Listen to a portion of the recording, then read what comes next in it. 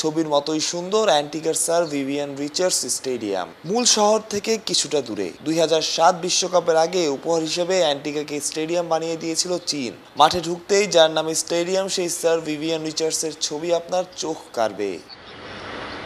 মনে হচ্ছে পুরো দলই আছে স্বস্তিতে। অ্যান্টিগায় চলছে মেঘ রোদের খেলা, তার মাঝেই বাংলাদেশের অনুশীলন। নিজেদের পারফরমেন্সের চাইতেও টাইগারদের বেশি স্বস্তি দিতে পারে বিশ্বকাপের উইকেট। এমন উইকেটে প্রতিপক্ষ যেই হোক, বাংলাদেশকে হেলাফেলা করার উপায় নাই।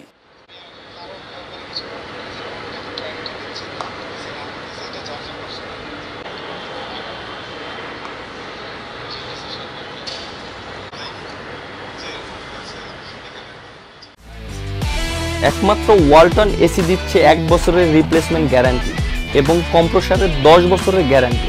সুপার 8-এ বাংলাদেশের প্রথম 2 ম্যাচ যথাক্রমে অস্ট্রেলিয়া এবং ভারতের বিপক্ষে, মাঝে 38 ঘন্টার বিরতি। এই 2 ম্যাচের একটাতে জিততে পারলে সুযোগ তৈরি হতে পারে সেমিফাইনাল খেলার। বিশ্লেষকরা তো বলতেও শুরু করেছেন, বাংলাদেশ সেমি খেললে তারা অবাক হবেন না।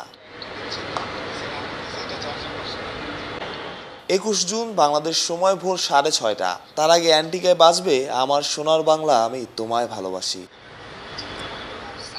মাহরুষ প্রত্যয়, অলরাউন্ডার।